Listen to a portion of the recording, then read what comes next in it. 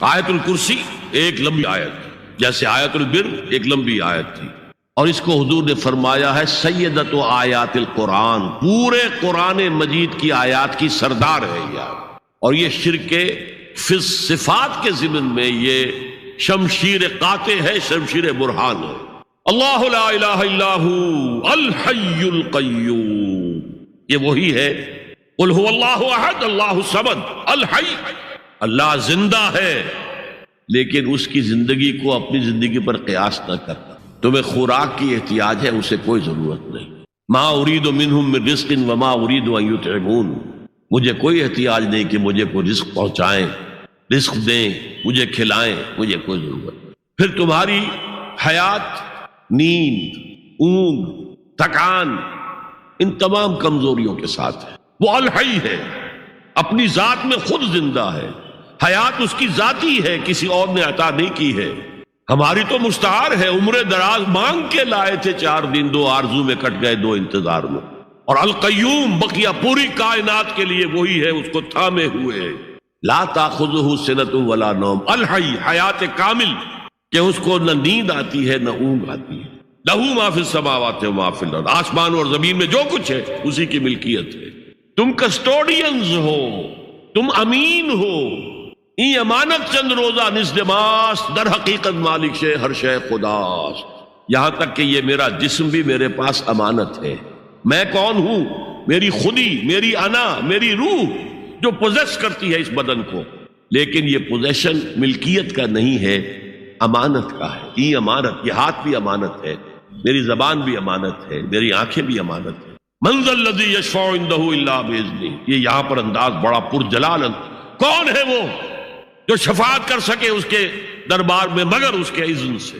کسی کا ذاتی، کسی کا زور، کسی کا اختیار نہیں ہے کہ جس کی بنا پر وہ شفاعت کرے، ہاں اللہ کے اذن سے۔ اور دوسری جگہ پر آتا ہے جس کے لیے وہ چاہے گا اور جس کو اجازت دے گا، جیسے کہ آتا ہے عما یتساءلون میں، یوم یقوم الروح والملائکۃ صفا، اور ان میں سے کوئی بھی بات نہیں کر سکے گا، کلام نہیں کر سکے گا، لا یتکلمون الا من اذن له الرحمن، سوائے اس کے جسے رحمان اجازت دے، وقال صوابا، اور صحیح بات کرے گا، کوئی غلط بات نہیں کرے گا۔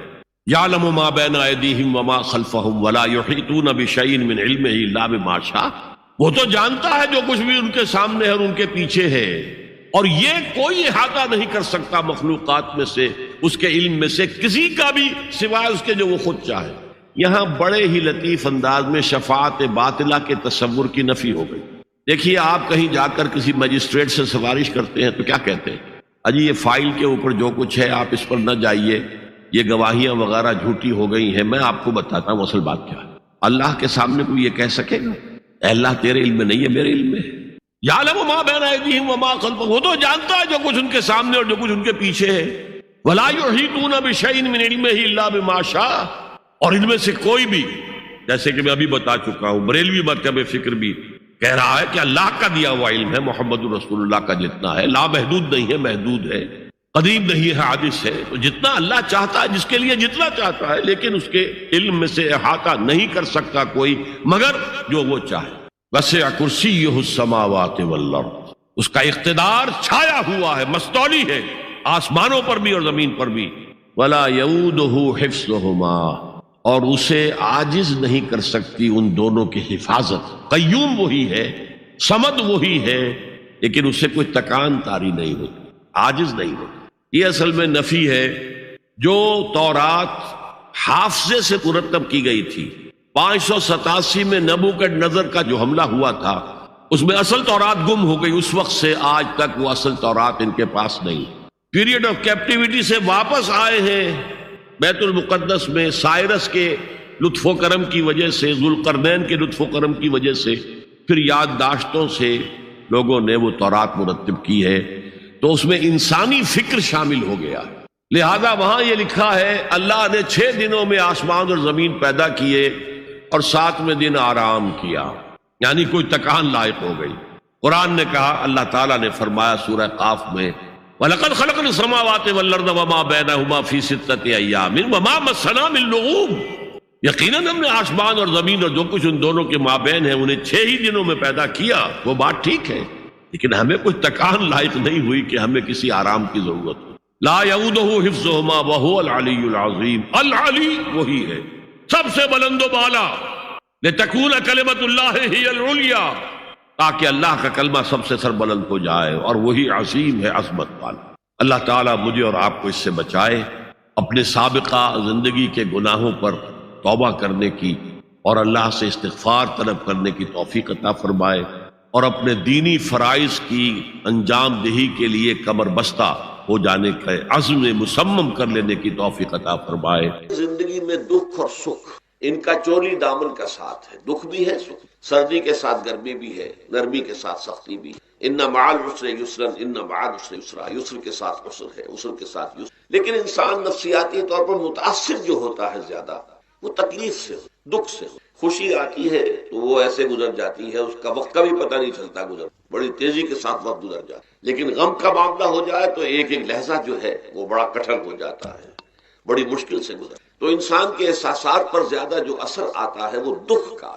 بعض فلسفے دنیا میں ایسے ہیں کہ جنہوں نے اس دکھ، خاص طور پر جو حساس انسان اس کو محسوس کرتا ہے، اس کے اعتبار سے یہ کہا ہے کہ دنیاوی زندگی نرا دکھ ہی دکھ ہے. آپ کو معلوم ہے کہ تعداد انسانوں کی بہت بڑی تعداد ہے جو بدھ مت کی پیروکار ہے، اور بدھ مت کا کلمہ طیبہ یہ ہے، یعنی یہ ان کا اصل الاصول ہے، جیسے ہمارے دین کا اصل الاصول ہے لا الہ الا اللہ محمد رسول اللہ، کلمہ طیبہ.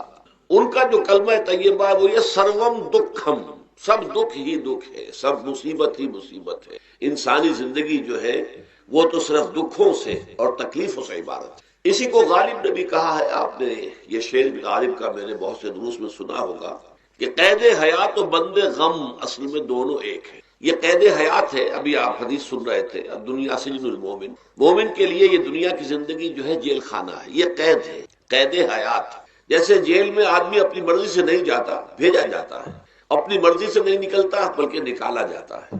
اسی طرح لائی حیات آئے قضا لے چلی چلے، اپنی خوشی سے آئے نہ اپنی خوشی چلے. تو دنیا کی زندگی جو ہے وہ واقعتاً ایک اعتبار سے قید خانہ ہے. قید حیات و بند غم اصل میں دونوں ایک ہیں. جب تک یہ زندگی رہے گی غم بھی لگا رہے گا، تکلیفیں لگی رہیں گی، مصائب آتے رہیں گے، انسان کو دکھوں کا سامنا رہے گا، واسطہ رہے گا. موت سے پہلے آدمی غم سے نجات پائے کیوں؟ ظاہر بات ہے جب تک زندگی ہے تو غم ہے، تو موت سے پہلے نجات نہیں مل سکتی. اگرچہ اس کے بعد کا اگلا مرحلہ جو ہے، جو حقیقت کو جاننے والے ہیں وہ تو جانتے ہیں کہ اس کے بعد تو غم کا اور بڑا کڑا مرحلہ آنے والا ہے. اب تو گھبرا کے یہ کہتے ہیں کہ مر جائیں گے، مر کے بھی چین نہ پایا تو کدھر جائیں گے. اگر اللہ ہمیں معاف فرمائے، اپنی رحمت اور مغفرت سے ہمیں ڈھانپ لے، جیسے کہ حضور نے فرمایا الا یتغمدنی ربی برحمتہ، حضور نے فرمایا کہ کوئی انسان بھی محض اپنے اعمال کی بنیاد پر جنت میں نہیں داخل ہو سکے گا جب تک کہ رحمت خداوندی دستگیری نہ کرے. کسی صحابی نے بڑی ہمت کی، بڑے جرأت کا معاملہ کیا، پوچھ لیا کیا حضور آپ بھی؟ ظاہر بات ہے آپ بھی انسان ہیں، آپ بھی بشر ہیں، قرآن مجید میں کہلوایا گیا ہے اور انما انا بشر مثلکم. تو اگر آپ کہتے ہیں کوئی انسان جنت میں داخل نہیں ہو سکے گا محض اپنے اعمال کی بنیاد پر جب تک کہ رحمت خداوندی دستگیری نہ کرے، تو کیا آپ بھی اس قاعدہ کلیہ میں شامل ہیں؟ آپ نے فرمایا ہاں میں بھی.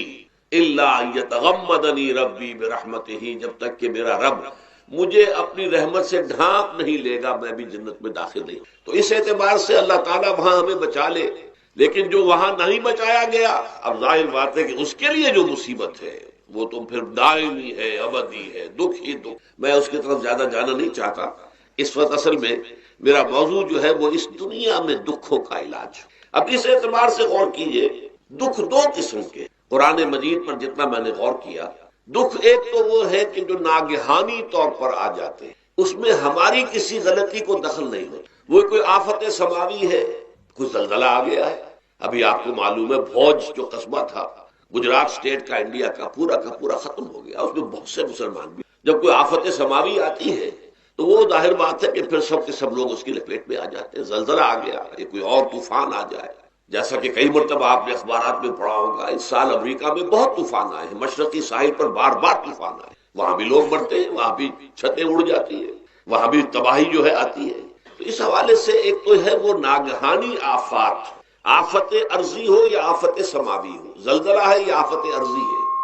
طوفان آ گیا ہے، کوئی سائیکلون آ گیا، یہ آفت سماوی ہے، یا کوئی آسمان سے بڑا سا پتھر آ جائے. آپ کبھی کبھی اخبارات میں پڑھتے ہوں گے کہ ایک بڑی چٹان پاس سے گزر گئی، بہت بڑی خلائی چٹان جو ہے زمین کے قریب سے ہو کر گزر گئی، زمین بچ گئی، ورنہ اگر وہ زمین سے ٹکرا جاتی تو نہ معلوم کتنا بڑا یہاں پر تباہی کا معاملہ ہوتا. بڑے بڑے جو ہے شہاب گرتے رہے زمین کے اوپر، بڑی بڑی تباہیاں آتی رہی ماضی میں. تو ایک تو یہ ہے، اور ان میں بھی تقسیم کیجئے یہ ناگہانی تکلیف، ناگہانی مصیبت، یا کوئی آفت سماوی یا آفت ارضی، اس کی بھی پھر دو قسمیں ہو گئی. ایک وہ کہ جو افراد کو متاثر کرتی، انفرادی سطح. آدمی سڑک پر جا رہا تھا، پیچھے سے آ کر کسی گاڑی نے ٹکر ماری، گر گیا، ٹانگ ٹوٹ گئی.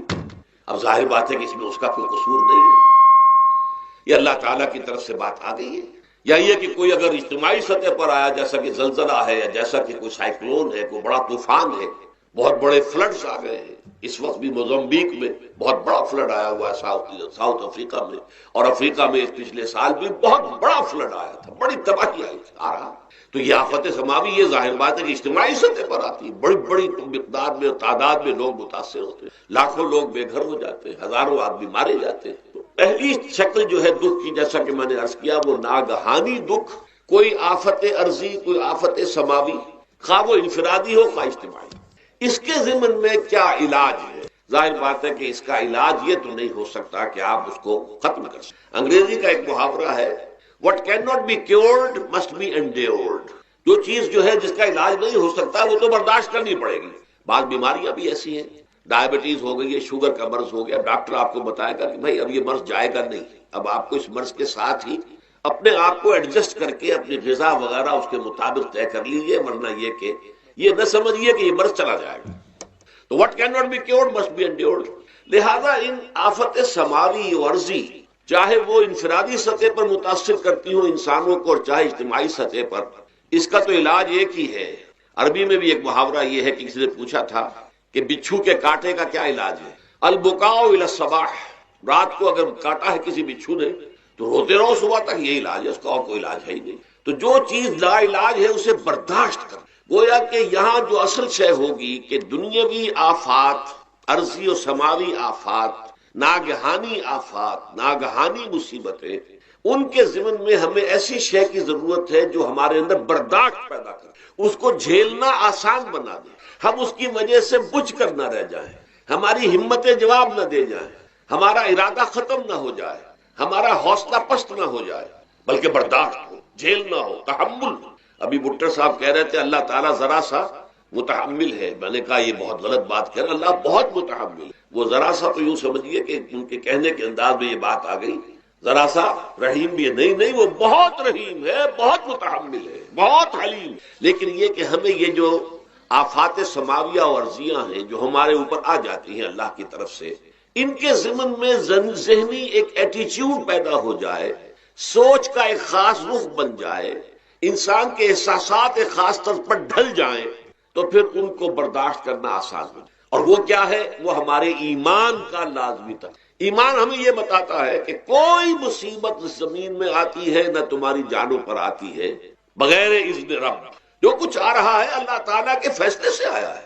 یہ کوئی اندھا بہرا مادہ نہیں ہے، یہ کوئی اندھا بھینسا نہیں ہے کہ اس نے آ کے آپ کو ٹکر مار دی ہے. نہیں، یہ تو سمیع و بصیر، علیم و خبیر اللہ، اور حکیم اور قدیر اللہ کا فیصلہ ہے. لہذا یہ من جانب اللہ ہے، اس کو تم سمجھو کہ یہ اللہ تعالیٰ کی طرف سے ہے. اور جب اللہ کی طرف سے ہے تو سورہ آل عمران میں فرمایا بیدہ الخیر، اس کے ہاتھ میں تو خیر ہی خیر ہے. یعنی بظاہر تمہیں محسوس ہوتا بھی ہو کہ یہ میرے لیے تکلیف دہ بات آ گئی ہے، تو اس کو یوں سمجھو کہ اس کا نتیجہ جو میرے حق میں نکلے گا وہ خیر ہوگا. فوری طور پر تو تکلیف ہے، مجھے اچھی نہیں لگ رہی، ناگوار ہے، لیکن نتیجہ اس کا خیر نکلے گا. جیسے بچہ بیمار ہے، ماں اسے دوا پینے پر مجبور کر رہی، کڑوی دوا ہے، وہ تو سمجھتا ہے مجھ پر بڑا ظلم ہو رہا ہے. یا آپ لے گئے اسے ڈاکٹر کے ہاں ٹیکا لگوایا ہے، وہ تو چیخ رہا ہے، رو رہا ہے، لیکن آپ کو معلوم ہے، کاش اسے بھی معلوم ہو جائے کہ یہ میرے خیر کے لیے، میرے بھلے کے لیے. اگر اسے یہ معلوم اور محسوس ہو جائے تو اس کی تکلیف اس کے اندر بہت کمی آ جائے گی، وہ سہار لے گا اس کو، وہ برداشت کرے گا. اس حوالے سے اس کا جو ہمارے دین میں اس کا نام ہے، اس ذہنی کیفیت کا، ان احساسات کا، اسے ہم کہتے ہیں تسلیم و رضا. جو کچھ آ رہا ہے اللہ کی طرف سے آ رہا ہے، لہذا سر تسلیم خم ہے. اے اللہ ہم قبول کرتے ہیں. رضا، ہر حال میں تیری رضا پر راضی، جو تیرا فیصلہ ہے ہمیں بصر و چشم قبول ہے، تسلیم و رضا، ہم بھی تسلیم کی خو ڈالیں گے، بے نیازی تیری عادت ہی صحیح۔ اللہ تو بے نیاز ہے، لیکن اے اللہ تو ہمارے لیے جو بھی تکلیف کا تو نے فیصلہ کیا، ہم تسلیم کی خو ڈالیں گے، عادت پیدا کر لیں گے اپنے اندر کہ ہر ساقی ماریخ عین الطاف است، کہ میرا ساقی میرے پیالے میں جو کچھ ڈال دے یہ اس کا لطف و کرم ہے۔ یہ مقام رضا ہے، یہ ایمان کا ایک ایسا تقاضا ہے کہ جس کو ہم کہیں گے ایمان کی حلاوت، ایمان کی مٹھاس۔ اگر آپ کا منہ کڑوا ہو جائے تو آپ چینی کھاتے ہیں تاکہ منہ کا ذائقہ ٹھیک ہو جائے۔ اگر تکالیف کی وجہ سے، دکھ کی وجہ سے آپ کے احساسات کے اندر کوئی خرابی پیدا ہو رہی ہے، یہ جو مقام رضا ہے یہ اس کے لیے قند ہے، یہ اس کے لیے چینی ہے، یہ اس کے لیے شہد ہے، یہ اس کی تلخی کو ظاہر کر دینے والی شیء ہے کہ اللہ تیری رضا پر راضی، راضی برضائے رب۔ اب اس کے ضمن میں سمجھئے، یہ تو اصولی بات میں نے آپ کو بتا دی۔ اس کی تین کیفیات ہو سکتی ہے، کیوں اللہ کی طرف سے یہ چیزیں آتی ہیں۔ سب سے پہلی شے ہے، اب وہ جو آیات میں نے سنائی تھی وہ سن لیجئے پہلے ترجمہ۔ سورہ تغابن نے فرمایا ما صاب من مصیبت الا باذن اللہ، دیکھو کوئی مصیبت تم پر نہیں آ سکتی، نہیں آتی مگر اللہ کے اذن۔ ومن یؤمن باللہ، اور جو شخص اللہ پر ایمان رکھتا ہو، یہد قلبہ، اللہ اس کے دل کو ہدایت دے دیتا ہے، اس کے دل کو سکون عطا کر دے، وہ راضی برضائے رب ہو جائے، اس میں شکوہ نہیں رہتا، اس میں شکایت نہیں ہوتی، اس میں تلخی نہیں ہوتی، کیوں ہو گیا، کیسے ہو گیا، کیوں ہو گیا، نہیں ہونا چاہیے، نہیں۔ یہ سارا جو پیچ آدمی کھاتا رہتا ہے نا اندر ہی اندر، وہ جو پیچ کھا رہا ہے، یہ سب پیچ سے نجات نہیں گئی۔ برو کشید سے پیچا کہ ہست و بود مرا، چے اقدہا کے مقام رضا کشود مرا۔ یہ پیچ کھانا جو ہے، پیچا کے ہست و بود، اس سے اللہ تعالیٰ نے مجھے نجات دے دی ہے مقام رضا کے ذریعے سے۔ کتنے بڑے بڑے عقدے میرے حل ہو گئے اس مقام رضا سے، چے اقدہا کہ مقام رضا کشود میرا، میرے تو بہت سے عقدے اس سے حل ہو گئے۔ اس حوالے سے ایک موٹی بات تو یہ ہو گئی، لیکن اب اس کو تین حصوں میں تقسیم کی۔ پہلی بات یہ کہ یہ اللہ کی طرف سے آزمائش کے طور پر، آزمائش، میرا بندہ اس پر صبر کرتا ہے یا نہیں، یا میرے خلاف بکواس کرنے پر آمادہ ہو جائے۔ اللہ تو ایسا ہے، اللہ نے تو ہم پر کبھی کرم کیا ہی نہیں ہے، اللہ تو ظالم، معاذ اللہ معاذ اللہ معاذ اللہ۔ کہیں ایسا تو نہیں، میرا بندہ جو ہے تکلیف کو جھیلتا ہے میری وجہ سے، یہ سمجھ کے کہ اللہ کی طرف سے آئی ہے۔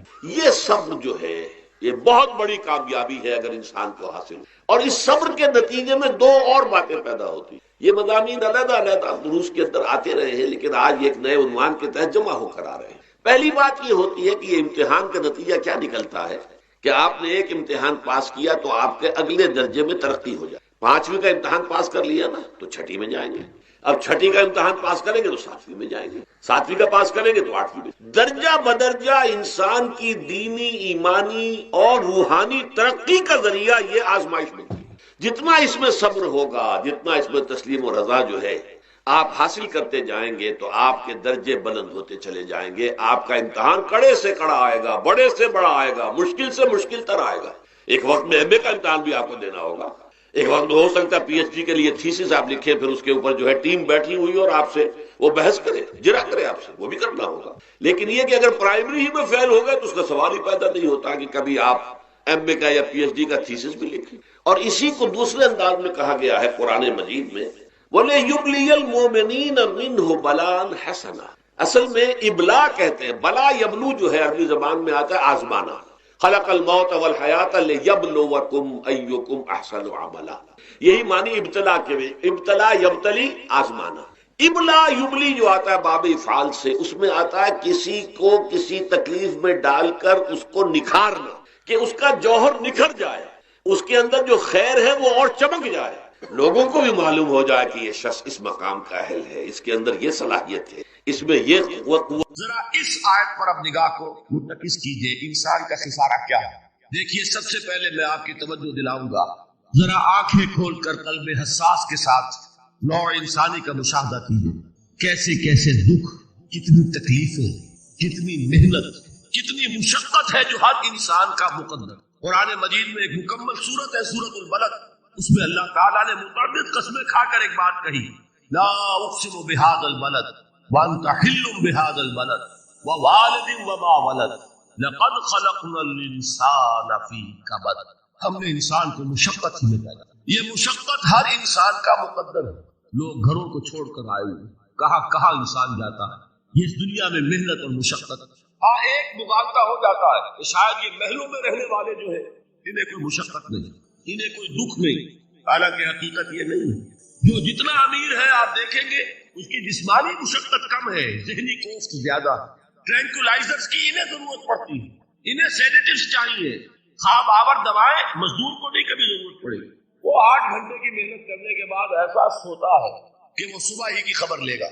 اور یہ وہ لوگ ہیں کہ جن کو ہپنوٹکس، خواب آور دوائیاں، سیڈیٹیوز، مسکن ادویات، یہ سارا لیبلیم اور یہ ویلیم اور یہ فلاں اور یہ فلاں، یہ کہاں جاتا ہے؟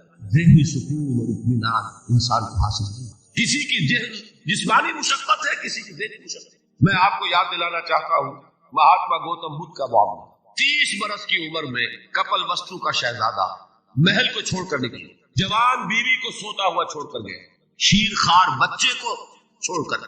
راجدھانی میں رہنے والا محل کا باسی جسے یہ معلوم ہے کہ باپ کے بعد مجھے یہ سلطنت ملنے والی ہے، کیوں گیا؟ کبھی کبھی آپ نے سوچا؟ اس نے انسان کے غم اور دکھ کا مشاہدہ. اس نے دیکھا کوئی اندھا ہے ٹھوکر کھا کر گر رہا، کوئی والدین کھڑے ہوئے رو رہے ہیں اور ان کی نگاہوں کے سامنے ان کا نہایت محبوب بچہ دم تو اور وہ کچھ نہیں کر سکتا. اس نے سوچا یہ صدمہ کیوں انسان، یہ دکھ اس کا مقدر کیوں؟ اس صدمے سے، اس دکھ سے نجات پانے کی بھی کوئی شکل ہے کہ نہیں؟ انسانوں کی ایک عظیم اکثریت، شاہ ولی اللہ دہلوی رحمۃ اللہ علیہ کے الفاظ ہیں کہ وہ لگدو اونٹ اور کولو کا بیل بن کر زندگی جو 8 گھنٹے تک اینٹیں ڈھو رہا اس شخص کا تصور کیجیے، وہ واقعی انسان ہے یا حیوان بن گیا ہے؟ اور 8 گھنٹے کی اس محنت کے بعد بھی ہو سکتا ہے کہ 2 وقت کی روٹی اسے پوری لگے. اور یہ تو ہو سکتا ہے، نہیں ہوتا ہے کہ اگر بچہ بیمار پڑ گیا ہے تو شاید کوئی برتن بیچے بغیر اس کی دوا کا سامان نہ. ایسا شخص کتنے بوجھ تلا دبا، کتنی مشقت کے اندر پسا دبا. لگو اور کولو کا بیل انسانوں کی عظیم اکثریت کی سطح پر زندگی گزرتی. لیکن آپ کو معلوم ہے کہ کولو کے بیل کے لیے مشقت ہی مشقت ہے، اس کے احساسات یہ نہیں ہے، کیونکہ ان سے انسان کو جو صدمہ پہنچتا ہے. ایک بیل کو اس سے کوئی غرض نہیں کہ اس کا کوئی بچہ بھی تھا کہ نہیں تھا، اس کو کوئی بخار ہوا ہے یا کیا ہوا ہے. اس صدمے سے وہ بیل بچا ہوا. گھوڑے کو کوئی پتا نہیں کہ میرا بھی کوئی اولاد میری ہے یا نہیں ہے اور مجھے اس کا کوئی صدمہ ہے یا دکھ ہے، کوئی پتا نہیں. لیکن انسان کا معاملہ یہ ہے کہ والدین کو جو جو دکھ دیکھنے پڑتے ہیں اپنے بچوں کے بھی اولاد کے. رات کی نیندیں حرام ہے اس لیے کہ بچہ بخار میں تپ رہا ہے یا درد سے تڑپ رہا ہے، لہذا نہ ماں سو سکتی ہے نہ باپ سو سکتی. میں نے ایک موقع پر دیکھا لاہور میں کیروسین آئل، اس زمانے میں ابھی سوئی گیس نہیں آئی تھی اور اکثر و بیشتر جو ہے یہی مٹی کا تیل جو ہے ایندھن کے طور پر استعمال ہوتا تھا، اس کی شارٹیج ہو گئی. تو کئی فرلانگ لمبی قطاریں لگتی تھی ان دکانوں کے باہر، ڈپوں کے باہر. اور ایسے منظر بھی کہ ایک خاتون برقع کو، ایک گود میں بچے کو لیے ہوئے، ایک کی انگلی پکڑے ہوئے، بوتل ہاتھ میں لیے ہوئے تیل کے لیے، اور کئی گھنٹے کھڑی ہوئی. یہ مشقت انسان جھیلتا ہے. غالب نے اس کا نقشہ کھینچا ہے کہ رنج سے خوگر ہوا انسان کو مٹ جاتا ہے. مشکلیں اتنی بڑی مجھ پر کہ آسان ہو، ہم بھول جاتے ہیں، ورنہ واقعہ یہ کہ قلب حساس ہو اگر اور قید حیات و بند غم اصل میں دونوں ایک ہیں. موت سے پہلے آدمی غم سے نجات پائے. اچھا یہ تو ہوا لقد خلقنا الانسان فی کبد. حیوانات کا معاملہ ایک اور اعتبار سے آسان ہے. ان سے کوئی محاسبہ بھی ہے کیا؟ کوئی جواب دہی بھی ہے؟ کوئی ان کو اللہ کے حضور میں کھڑے ہو کر اپنے اعمال کا حساب بھی دینا؟ انسان کی یہ ٹریجڈی ہے، یہ المیہ ہے انسان. اس کو بھی قرآن مجید کی ایک صورت میں قسمیں کھا اذا السماء انشقت، اس کے بعد کیا فرمایا؟ یا ایھا الانسان انک کادح الی ربک کدحا فملاقیہ. اے انسان تیرا المیہ، تیری ٹریجڈی اس سے کہیں بڑھ کر ہے. تجھے صدمے پر صدمے جھیلتے ہوئے، مشقت پر مشقت برداشت کرتے ہوئے ایک روز اپنے رب کے حضور میں بھی کھڑا ہوں، جواب دہی بھی کر. اس دن کے حساب سے، اس دن کے احساس سے جو بڑے بڑے ہماری امت کے عظیم جو گلے سرسبد ہیں، ان کا یہ حال آپ نے پڑھا ہوگا. حضرت ابوبکر صدیق رضی اللہ تعالیٰ عنہ وہ ایک عجیب کیف کے عالم میں فرمایا کرتے تھے، کاش میں درختوں پر چہچہاتی ہوئی چڑیا ہوتا جس سے حساب کتاب نہیں. کاش کہ میں گھاس کا تنکا ہوتا جو آج ہے اور کل آگ میں جلا دیا جاتا. ختم ہو اس سے محاسبہ کوئی نہیں. وہ جس کے احساس سے کہ حضرت عمر جو ہے اپنے انتقال کے وقت سخت بے چین، ان کے بیٹے حضرت عبداللہ ابن عمر رضی اللہ تعالیٰ عنہما ان کا سر جو ہے وہ اپنے زانوں پر رکھ لیا تو کہا نیچے ڈال دو. ایک عجیب بے کلی اور بے چینی. انہوں نے کہا ابا جان آپ کیوں پریشان ہیں؟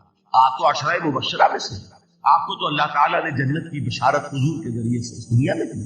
حضرت عمر فرماتے کہ خدا کی قسم اگر قیامت کے دن عمر برابر سرابر پر چھوٹ گیا تو بہت بڑی کامیابی ہوگی۔ یہ احساس جن کو، حضرت علی کا حال کیا ہوتا ہے؟ ابھی جو آپ نے حافظ صاحب سے سنا، یہ حضرت علی کا معاملہ کہ ایک تیر پیوست ہو گیا تھا، کسی طرح نکل نہیں رہا۔ حضرت علی نے فرمایا کہ اچھا چھوڑو مجھے، میں نماز کی نیت پڑھتا ہوں۔ نماز کی نیت پڑھتے تھے تو لرزتے تھے، کہا کس کے سامنے کھڑا ہوں اور کس کے سامنے مجھے ایک دن جواب دہی کے لیے کھڑا ہونا ہوگا۔ لن تزولا قدم ابن آدم، حضور نے خبر دی ہے ابن آدم کے قدم ہل نہیں سکیں گے۔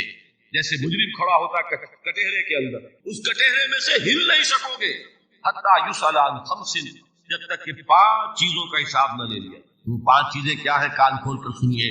عن عمرہ فیما افنا، عمر کا حساب دو، یہ 80 برس اور 70 برس ہم نے تمہیں دنیا میں دیے، کہاں ضائع کیے؟ وعن شبابہ فیما ابلا، اور خاص طور پر جوانی کا دور، امنگوں کے دن، ولولے ہوتے ہیں، قوت ہوتی ہے، توانائی ہوتی ہے، آدمی چلتے ہوئے زمین پر پاؤں مارتا ہے، قوت جو ہے وہ اپنا اظہار چاہتی ہے۔ یہ جوانی کہاں گلائی؟ حساب ایک ایک لمحے کا حساب۔ مال ہی من این اکتسبہ وفیما انفقہ، ایک ایک پائی کا حساب دو، مال کا کہاں سے کمایا تھا، حلال سے کہ حرام سے، اور کہاں خرچ کیا تھا، گل چھروں میں، عیاشیوں میں، یا نیکی کے کاموں میں، ادائے حقوق میں، اللہ کے دین کے لیے۔ 4 سوال ہو گئے، 2 زندگی کے بارے میں، ایک زندگی پوری بحیثیت مجموعی، کہاں کس کام میں لگا، اور خاص طور پر شباب کا دور کہاں لگا۔ 2 سوال مال کے بارے میں، کمایا کہاں سے، حلال سے کہ حرام سے، جائز سے کہ ناجائز، خرچ کہاں کیا، اور آخری سوال وعما عمل فیما علم، جو علم حاصل کیا تھا اس میں عمل کتنا کیا۔ علم کے انبار لگاتے چلے گئے اور عمل کے آغاز کی بھی نوبت نہ آئی۔ یہ علم جو ہے یہ اس روز سب سے بڑا وبال بن جائے گا۔ اتنا علم اور عمل کچھ نہیں، بجائے کہ کریڈٹ کا ذریعہ بنے، یہ الٹا ڈیبٹ کا کھاتا بنے۔ یہ جواب دہی کا احساس ہے کہ جس کی وجہ سے انسان کی ٹریجڈی جو ہے وہ دوہری ہے۔ کوئی حیوان اتنے بوجھ تلے نہیں، مشقت کی، محنت کی، اس زندگی میں ختم ہوئے، اس کے بعد کوئی محاسبہ نہیں۔ اس کو بھی غالب نے خوب کہا ہے کہ اب تو گھبرا کے یہ کہتے ہیں کہ مر جائیں گے، اور مر کے بھی چین نہ پایا تو کدھر۔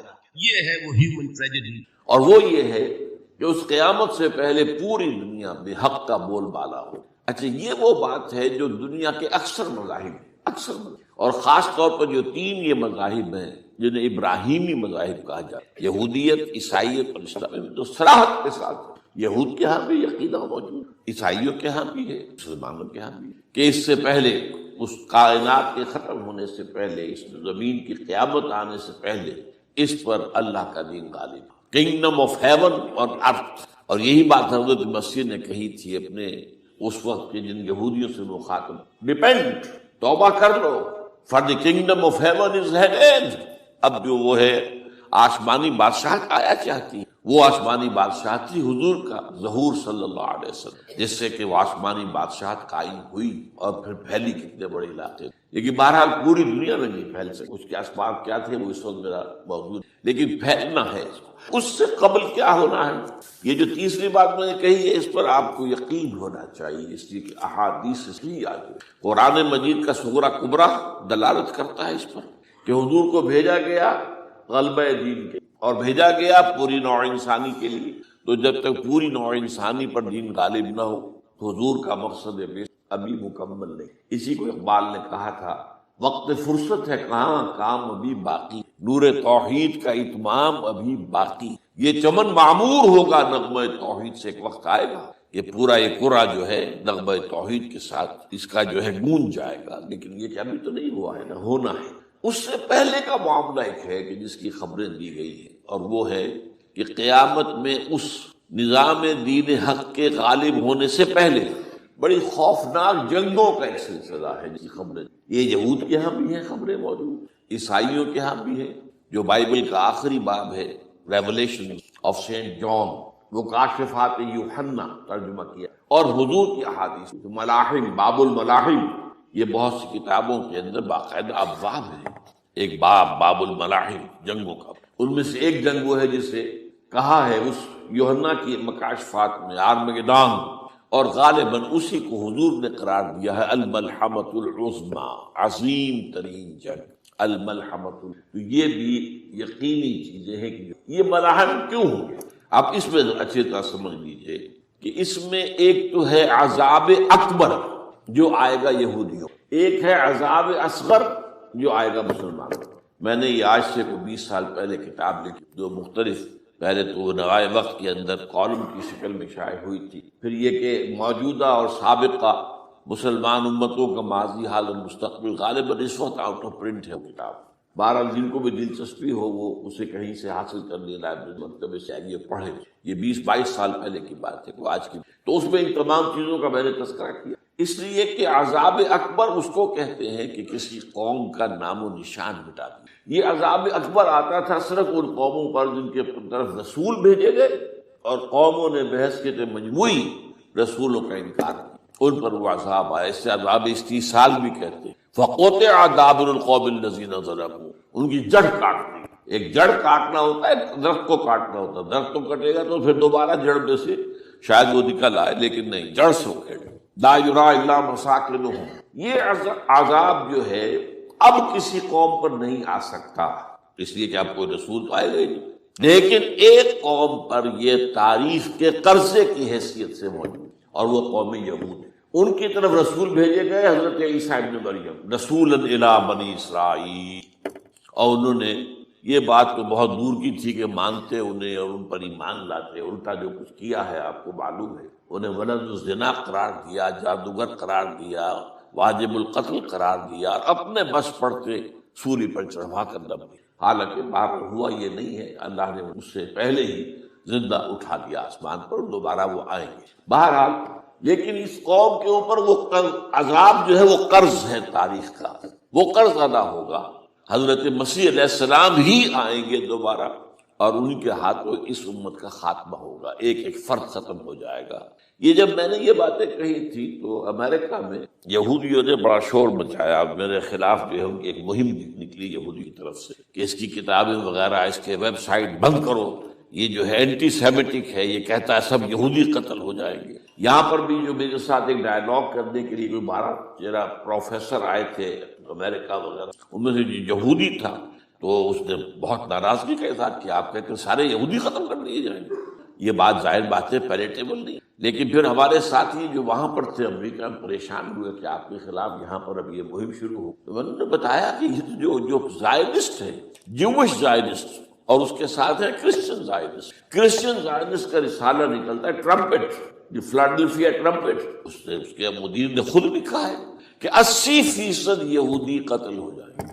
اس کو میں نے یوں سمجھا ہے کہ 20% وہ ہوں گے کہ جو حضرت مسیح کی آمد ثانی پر ایمان وہ بچ جائیں گے، لیکن باقی جو اڑے رہیں گے اس کے بعد بھی تو وہ ختم کیے. تو یہ عذاب الاکبر جو ہے تاریخ کا ایک قرض ہے کہ جو ادا ہوگا، ورنہ کسی اور قوم پر یہ عذاب اکبر اب نہیں. لیکن دوسرے درجے میں یہ عذاب ہوگا امت مسلمہ پر. امت مسلمہ بھی تو عذاب کی مستحق ہو گئی. وہ عذاب جو یہودیوں پر بہت پہلے آئے تھے، ضربت علیہم الذلۃ والمسکنۃ وباؤوا بغضب من اللہ، یہ تھا کہ نہیں تھا؟ حالانکہ انہوں تو یہ خیال تھا کہ we are the chosen people of the lord, ہم تو اللہ کی منتخب قوم ہے. وی آر دی، قرآن کہتا ہے کہ ان کا قول یہ تھا نحن ابناء اللہ واحباؤہ، ہم تو اللہ کے بیٹوں کی طرح ہیں اور اللہ کی جو ہے بہت چہیتے. عذاب آئے، نبوکدنضر کے ہاتھوں آیا، اسیرینز کے ہاتھوں آیا، پھر یونانیوں کے ہاتھوں، الیگزینڈر دی گریٹ کے ہاتھوں آیا، پھر رومنوں کے ذریعے سے آیا، اور پچھلی صدی میں جرمنوں کے ذریعے سے عذاب آئے. یہ عذاب تو، لیکن قوم ختم نہیں ہوئی. وہ عذاب اکبر نہیں تھے، یہ عذاب مختلف حصوں میں آئے اور بڑی بڑی تباہیاں آئیں، لیکن وہ عذاب اکبر نہیں. اسی طرح کے عذاب ہم پر بھی آئے. ہم پر کروسیڈرز آئے اور لاکھوں مسلمان قتل ہوئے. یروشلم ہمارے ہاتھ سے 88 برس تک نکلا رہا اور اس پر عیسائیوں کا قبضہ رہا. ندیاں خون کی بہہ گئی مسلمانوں، اور پورا میڈیٹرینین کا ایریا جو ہے تقریباً قبضے میں رہا ہے عیسائیوں. پورا یورپ اس وقت آیا تھا. جو کروسیڈ نا 250 برس تک وہ جاری رہے. Waves after waves of the crusaders coming and attacking and conquering the cities. یہ جتنی بھی فلسطین وغیرہ کا علاقہ ہے جس کے اندر ان کا سارا اور شام کا علاقہ سارے. پھر آپ کو معلوم ہے ہمارے اوپر عذاب اس سے بھی بڑا، اس سے کئی گنا بڑا آیا تاتاریوں کے ہاتھوں. کروڑوں کے قریب انسان جو ہے مسلمان قتل ہوئے. پھر اس کے بعد آپ کو معلوم ہے کہ پھر یہ یورپین کولونیلزم آ گیا، جیسے ان پر آئے تھے یونانی اور پھر رومی اور اب پھر جرمن، ہم پر آئے انگریز آئے، کہیں ولندیزی آئے، کہیں ڈچ آئے، کہیں ہسپانوی آئے، کہیں اطالوی آئے، کہیں اسپینیئرز آئے، اور پورا کا پورا عالم اسلام ان کے زیر نگی آیا کہ نہیں آیا؟ دی کلونیل ایرا جسے آپ کہتے ہیں۔ تو وہ عذاب ابھی اس امت کے اوپر اور باقی ہے، ایک قرض ہے، اور وہ کیا ہے؟ یہ کلونیل ایرا جب ختم ہوا ہے، ہم آزاد ہونے اب یہ ہمارے لیے ایک امتحان کا مرحلہ تھا بہت بڑا۔ آزاد ہو کر تم کیا کرتے ہو؟ پہلے تو ہم کہہ سکتے ہیں کیا کریں، ہمارے اوپر تو ہم تو مجبور ہیں، ہمیں غلام بنا لیا انگریزوں نے آ کر، ہمیں فرانسیسیوں نے غلام بنا لیا، ہمیں اطالویوں نے غلام بنا لیا، ان کی طاقت کے آگے ہم بے بس ہیں، لاچار ہیں۔ لیکن اب آزادی دے کر فَيَنظُرَ كَيْفَ تَعْمَلُونَ، اب تمہیں آزادی دے کر پھر اللہ دیکھے گا تم کرتے کیا ہم نے۔ جو مسلمان قوم ملک آزاد ہوا اس نے یا تو اپنا قبلہ بنایا واشنگٹن کو یا بنایا ماسکو کو، کسی نے قرآن کو اپنا امام نہیں۔ دعائیں مانگتے ہیں وَاجْعَلْهُ لَنَا إِمَامًا وَنُورًا وَهُدًى، لیکن اس کو امام بنانا، اپنا امام بنانا، اس کے پیچھے چلنا، اس کے احکام کو نافذ کرنا، اس کی شریعت کی تنفیذ کرنا، یہ اس کی تہذیب، اس کا تمدن دیا ہوا، اس کا معاشی نظام دیا ہوا، اس کو قائم کر زیرو۔ اس لیے بہت بڑے عذاب کی ہم، بات کڑوی ہے، اچھی نہیں لگے گی، لیکن میں یہ آج سے نہیں کہہ رہا ہوں، میں سن 80 سے یہ باتیں نوٹ کر لی۔ البتہ اس میں یہ ہے کہ اس امت کا معاملہ سب کا ایک جیسا نہیں، لیسو سواء، جیسے سورہ آل عمران میں کہا گیا ہے کہ یہ اہل کتاب بھی سب ایک جیسے نہیں، ان میں بھی کچھ نہ کچھ نیک لوگ تھے، امت قائمۃ آناء اللیل، راتوں کو کھڑے رہنے والے، عبادت کرنے والے موجود تھے۔ عیسائیوں میں احبار اور رہبان جو تھے وہ بڑے نیک لوگ تھے، اس وقت بھی موجود تھے، لیکن بحثیت مجموعی کا معاملہ کیا ہے اس کو دیکھنا پڑتا ہے، بحثیت مجموعی صورتحال کیا ہے۔ تو صورتحال کیا ہے کہ ہم نے کہیں بھی اللہ کے دین کو قائم نہیں کیا، مذہب تو ہے لیکن ظاہر بات ہے کہ جرم جو ہے تو پوری امت کا، لیکن سب برابر نہیں ہے۔ سب سے بڑے مجرم عرب مسلمان، کیوں؟ انہیں اللہ نے جو مقام دیا وہ کسی اور کو نہیں دیا، حضور ان میں سے تھے، یہ رتبہ بلند ملا جس کو مل گیا، رسول عربی ہے۔ نمبر 2، ان کی مادری زبان میں اللہ کی کتاب موجود، انہیں اس کو سمجھنے کے لیے کوئی نئی زبان پڑھنے کی ضرورت، کوئی ہمارے لیے تو یہ صرف پڑھیں، نحو پڑھیں، یہ پڑھیں، وہ پڑھیں، تب کہیں جا کر اپنی آنکھ سے قرآن پڑھیں، وہ نہ ترجمہ پر گزارا کریں۔ ترجمہ ظاہر بات ہے انسپائر نہیں کر سکتا آدمی، ترجمہ تو سیکنڈ ہینڈ نالج ہے، جب آپ ترجمہ پڑھ رہے ہیں تو گویا کہ آپ اس مترجم کی آنکھ سے پڑھ رہے ہیں، اپنی آنکھ سے تو نہیں پڑھ رہے، لہٰذا سب سے بڑا عذاب تو ان پر آنا ہے۔ وہ جو میں بیان کر چکا ہوں گریٹر اسرائیل کے قیام کا معاملہ کیا ہے، تباہی تو انہی ملکوں پر آئی ہے، وہ شام ہے، عراق ہے، اس کے لیے پہلا قدم اٹھایا تھا، ابھی تو اس کو ناکام بنا دیا ہے۔ اللہ تعالیٰ کی جو بھی حکمت ہے، جو عراق پر حملہ تھا وہ اصل میں اس لیے تھا کہ گریٹر اسرائیل کی طرف پہلا قدم، شیرون نے کہہ دیا تھا، یہ جو پڑا ہوا ابھی کہیں مرا نہیں ہے، اس نے کہا تھا جیسے یہ صدام کی حکومت ختم ہوئی ہے، اس کے مجسمے گرائے گئے ہیں کہ ان قریب عراق پر ہمارا قبضہ ہو، یہ اصل میں تھا اس گریٹر اسرائیل کی طرف پہلا قدم۔ لیکن بعد ہونا نقشے جو اب آ رہے ہیں دنیا میں، اب تو بہت عام ہو گیا، 1906 سے 2006 سے چھپا ہوا نقشہ ہے وہ، اور ہمارے اخبارات میں اس کا آدھا ابھی آیا ہے، باقی آدھا تو لیا ہی نہیں گیا ہے، باقی آدھا ہے مڈل ایسٹ سے متعلق، وہاں جو نئی تقسیم ہونی ہے، عراق کے 3 حصے ہونے، ایک حصہ کردستان کے ساتھ مل جائے گا، وہ گریٹر کردستان، ایران کا کردستان، عراق کا کردستان، ترکی کا کردستان ملا کر ایک کردستان،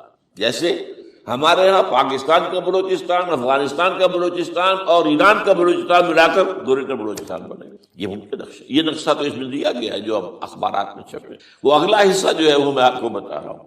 اور جو سعودی عرب کے ٹکڑے ہوں گے کہ ایک چھوٹی سی ریاست بنا دی جائے گی مکہ مدینہ شہروں کے اوپر مشتمل، یہ ویٹیکان ہوگا، جیسے ویٹیکان سٹی ہے روم کے اندر، یہ عیسائیوں کا ایک بڑا مرکز ہے، تو وہ ایک چھوٹی سی حکومت اسے کہتے ہیں، علیحدہ ہے، وہاں اطالوی حکومت کا قبضہ نہیں ہے، وہاں پہ ان کی اپنی حکومت ہے، پوپ کی حکومت ہے۔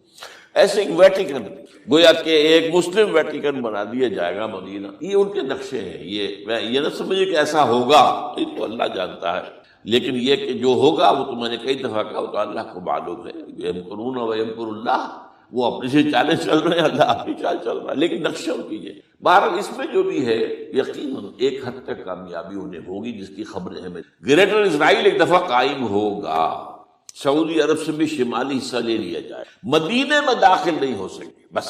اچھا مکے کو وہ کلیم نہیں کرتے، مکے سے انہیں کوئی سروکار نہیں، لیکن یہ کہ مدینے کو وہ کہتے ہیں یہ ہمارا ہے، ہمیں یہاں سے نکالا گیا۔ اور وہاں لیکن حدیث میں ہے کہ مدینے میں داخل نہیں ہو سکے گا دجال اور اس کی جو فوج ہے، لیکن باقی شام، عراق، فلسطین، لبنان اور ترکی کا جنوبی حصہ اور مصر میں جو ہے یہ سینائی پیننسولا کے ساتھ ساتھ سارا، وہ اس پر تو رو رہے ہیں ابھی تک یہودی کہ کیوں واپس کر دیا سینائی پیننسولا۔ 1967 وار میں ہم نے جیتا تھا اسے، بعد میں وہ اسحاق ریبن اور یاسر عرفات کے درمیان دوستی کروائی تھی کلنٹن نے، جس کے نتیجے میں وہ واپس آیا ہے۔ لیکن یہ کہ وہ واپس لے گئے، اور اس کے علاوہ جو فرٹائل علاقہ ہے نائل کے ڈیلٹا کا وہ بھی ان کی شامل ہے۔ اس ظاہر بات ہے جب یہ ہوگا تو بڑی تباہی آئے گی، اس میں تو کوئی شک نہیں۔ تو سب سے بڑی تباہی مسلمانان عرب پہ آئے گی، اور کیوں ہوگی؟ مستحق ہیں، انہوں نے اس کے باوجود کہ قرآن ان کی اپنی زبان میں ہے،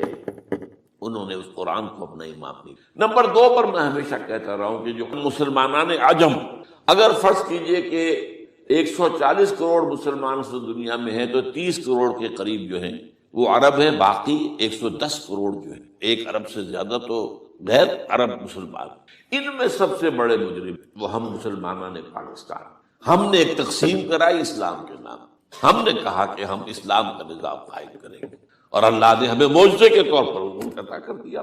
اب قمری حساب سے 63 برس گزر چکے ہیں، جو آپ 61 کہتے ہیں، اگر قمری حساب رکھیں 63 برس کہاں ہے، لہذا مستحق۔ لیکن اب اس میں یہ ضرور ہے کہ ابھی پاکستان کے معاملے کو میں سمجھتا ہوں کہ ہینگنگ ان دی بیلنس پر ابھی نہیں کہہ سکتے۔ اللہ تعالیٰ شاید کوئی توفیق دے دے، کوئی معجزہ ہو جائے، کیونکہ میرا تو یقین یہ ہے کہ یہ قائم بھی معجزے سے ہوا ہے، جس پر میں نے تفسیراً کتاب میں لکھا ہوا ہے اپنی استحکام پاکستان، اور اب کوئی دوبارہ معجزہ ہو سکتا ہے۔ اور وہ معجزہ کیا ہوگا کہ پوری قوم میں توبہ کی ایک کیفیت پیدا ہو جائے، اللہ کے کرنے سے تمام انسانوں کے دل جو ہے اللہ کی 2 انگلیوں کے مابین ہے، حضور نے ہمیں خبر دی، جدھر چاہتا ہے پھر تو کوئی عجب نہیں کہ ایسا ہو جائے۔ بہرحال اس اعتبار سے میں آپ سے عرض کر رہا ہوں کہ یہ پاکستان کے بارے میں نے جو آپ کو 2 آیتیں سنائی ہیں سورہ انبیاء کی، اس آخر کے حصے میں آئی ہیں سورہ انبیاء میں، وَإِنْ أَدْرِي أَقَرِيبٌ أَمْ بَعِيدٌ مَا تُوعَدُونَ۔ دیکھو لوگوں، مجھے یہ معلوم نہیں ہے کہ جس عذاب خداوندی کا تم سے وعدہ کیا جا رہا ہے وہ قریب آ گیا یا دور ہے۔ یہ حضور سے کہا جا رہا ہے، قل، آپ یہ کہہ دیجیے ان ادری اقریب ام بعید ما تُوعدون۔ ساتھ ہی یہ بھی فرمایا وَإِنْ أَدْرِي لَعَلَّهُ فِتْنَةٌ لَكُمْ وَمَتَاعٌ إِلَىٰ حِينٍ، اور مجھے نہیں معلوم، ہو سکتا ہے کہ یہ تمہارے لیے ایک فتنہ بن کر معاملہ آ گیا ہو اور ابھی تمہیں اور مہلت دے دی جائے۔ اس حوالے سے ہم نہیں کہہ سکتے۔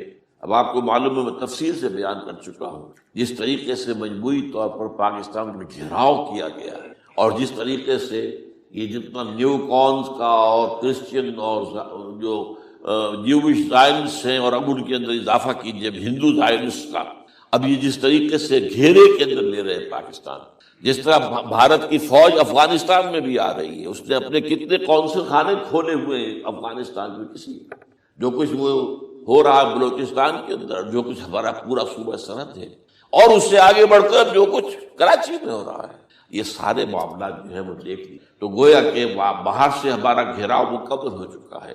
اور اس میں یہ ہے کہ تازہ جو بمبئی کے اندر جو ہوئے ہیں معاملات وہ نوٹ کی، کس طریقے سے اب اسے کہا جا رہا ہے کہ کچھ مسلمانوں نے کیا ہے، حالانکہ اس کے اندر سب سے بڑا ثبوت یہ ہے کہ ایک ہندو ہیمنت، جس نے کہ وہاں ساری تحقیقات کی کہ سمجھوتا ایکسپریس کو جو اڑایا تھا کس نے اڑایا تھا، اس کے انہوں نے کہا جب کی ہے تحقیقات، اب یہ اس کو گیو دم دی کریڈٹ، ہندو قوم کے اندر کم سے کم یہ بھی بات موجود ہے، جہاں وہ بدماشیاں ہیں وہاں یہ بھی ہے، یہ خیر بھی ہے، جہاں برائیاں ہیں ان کے اندر وہ خوبیاں بھی ہیں۔ ان کا ایک کمیشن ہے صاف ایک ہندو کو، اور ہندو بھی سرونگ کرنل کا یہ ہے ماسٹر مائنڈ، اس نے کروایا اور وہ گرفتار ہوا، serving kernel of Bharat army. تو اب ظاہر بات ہے کہ اس کو مارا گیا ہے بمبئی میں، اس کو مسلمان کاہے کو مارے گئے؟ مسلمانوں کا تو وہ کہ محسن تھا، وہ مسلمان کس وجہ سے اسے مارے گئے؟ اسے مارنے والے کون ہیں؟ وہی ہندو زائرسٹ کہہ لیجیے ان کو، یا ہندو تشدد پسند کہہ لیجیے، جو پاکستان کو ختم کرنے پر تلے بیٹھے، یہ ان کا در حقیقت کام ہے کہ اس شخص نے اتنی بڑی حرکت کی کہ ہمیں جو ہے ہماری سازش کو بے نقاب کر دیا۔ تو اصل میں لیکن یہ سب کچھ جو ہو رہا ہے وقتی طور پر تو بہت ذرا طوفان اور جوش آیا تھا، معلوم ہوتا تھا کہ شاید 9/11 والا معاملہ جو تھا نیو یارک کا، اس کے نتیجے میں جو ایک دم امریکہ جو ہے نکلا ہے غصے کے اندر، اور پوری قوم اس کی کھڑی ہو گئی اور پوری دنیا جمع ہو گئی افغانستان پر حملے کے لیے، شاید ایسا معاملہ ہو جائے، لیکن نہیں، اللہ کا شکر کہ یہ معاملہ جو ہے ان ادری لعلہ فتنۃ لکم ومتاع الی حین۔ ابھی کل کی جو تازہ ترین رپورٹ ہے وہ یہ ہے کہ اوباما کو بریفنگ دی گئی ہے کہ پاکستان کے جو نیوکلیئر بامبس وہ ولنریبل ہے، اور ان کے اندر اندیشہ ہے کہ وہ جو ہے شدت پسندوں کے ہاتھ میں نہ پڑ جائے۔ اس کو کوئی نہ کوئی بہانہ انہوں نے بنانا ہے، یہ جو میں آپ سے عرض کر چکا ہوں۔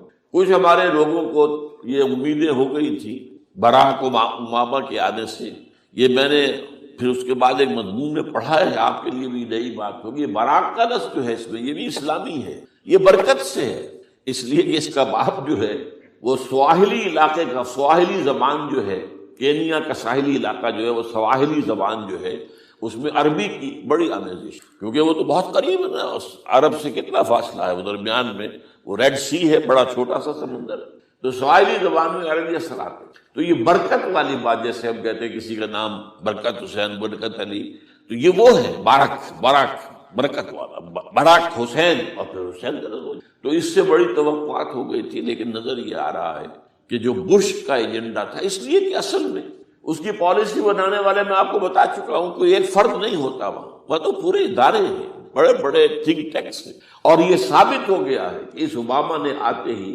سب سے زیادہ کٹر جو زائرسٹ تھا امریکہ کے اندر، جس کا نام ہی اسرائیل ہے، اسرائیل رحم جو ہے، اسرائیل رحم ایمانویل، اس کو اپنا بنایا chief of the white house staff.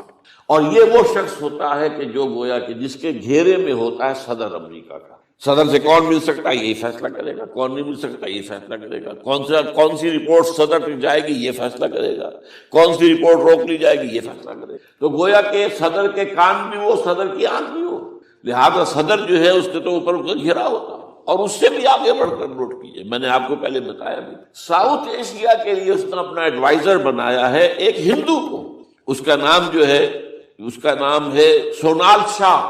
اور یہ جو ہندوؤں کی تنظیم ہے، جو انتہائی جو ایکسٹریمسٹ ہندو ہیں، وشوا ہندو پریشد، یہ وشوا سری پرشانت ہے، جس کا اسٹوڈنٹ ونگ ہے بجرنگ دل کا یاد۔ ساؤتھ ایشیا سے مراد بھارت اور پاکستان، اس کے معاملات میں اس کا ایڈوائزر جو ہے سونال شاہ ہے۔ تو حالات جو ہے اس اعتبار سے انتہائی بنیے کے خطرناک۔ اور دوسری طرف اندرون معاملہ کیا ہے؟ سائنس کی دو اصطلاحات آپ نے سنی ہوگی، centrifugal forces, centripetal forces. Centrifugal وہ ہوتی ہے کہ جو مرکز سے توڑنے والی ہو، بھاگتا ہے ہر ایک مرکز کو چھوڑ کر، یہ سینٹریفیوگل فورس۔ سینٹریپیٹل وہ ہوتی ہے جو مرکز کی طرف لانے والی ہو، جو ایک مرکز کے گرد لوگوں کو جمع کرے، تو مرکز گریز اور مرکز کی طرف رخ کرنے والی۔ ہمارے پاس سینٹریپیٹل فورس صرف ایک ہے، وہ اسلام ہے، اور وہ ہے نہیں۔ ہر چند کہیں کہ ہے، نہیں، کہاں ہے؟ نظام کہاں ہے؟ مذہب تو ہے، مذہب تو انڈیا میں بھی ہے، مذہب امریکہ میں بھی ہے، مذہب کی تو کوئی کمی نہیں۔ فاسٹسٹ گروئنگ ریلیجن میں نے بارہا کہا ہے دنیا میں مانا جا رہا ہے کہ اسلام، لیکن مذہب دین، حضور بھیجے گئے تھے دین کو غالب کر۔ هو الذی ارسل رسولہ بالہدی ودین الحق لیظہرہ علی الدین۔ سینٹریفیوگل فورسز آپ کو یاد ہوگا، میں نے گنوا دیا تھا ایک دفعہ۔ آپ کا نارتھ پول کیا ہے؟ NWFP، وہاں حکومت اس نے کن کی ہے؟ وہ اسفند یار ولی، جس کا دادا، جس نے پاکستان میں دفن ہونا گوارا نہیں، جن کا پختہ موقف یہ ہے، اس کے باپ کا بھی ولی خان کا یہ تھا کہ انگریز نے بنایا ہے پاکستانی، انگریز کا بنایا ہوا ہے، یہ انگریزی سازش کے نتیجے میں، and they believe in that۔ اور اس کے ساتھ مولانا فضل الرحمان ہیں، جن کے والد مرحوم نے یہ کہا تھا کہ اللہ کا شکر ہے ہم پاکستان کے بنانے کے گناہ میں شامل نہیں تھے۔ یہ ہے اس وقت وہاں کی فورسز۔ اور جنوب میں نہ معلوم کب سے ان کا نقشہ بن رہا ہے، جب سے یہ MQM قائم ہوئی تھی، مہاجر قومی موومنٹ تھی، بعد میں انہوں نے اپنا رنگ بدلا ہے، کچھ تبدیل کیا ہے، لیکن یہ کہ اصل میں تو وہی ہے. گرگٹ رنگ بدل رہے تو اس کی فطرت تو نہیں بدلتی، ہے تو وہی اردو اسپیکنگ. اور اب جو ہنگامے ہو رہے ہیں وہ پختون اور اردو اسپیکنگ کے درمیان ہنگامے ہو رہے ہیں، اور زیادہ پٹھانوں کو مارا جا رہا ہے، ان کی دکانیں جلائی جا رہی ہیں. یہ بسیں وسیں جتنی جلتی ہیں وہ اس لیے کہ زیادہ تر ٹرانسپورٹ جو ہے وہاں پر وہ پختونوں کے ہاتھ میں. یہ وزیری وغیرہ لوگ جو ہے محسود ہیں، یہ لوگ ہیں وہاں پر جو ہے اکثر و بیشتر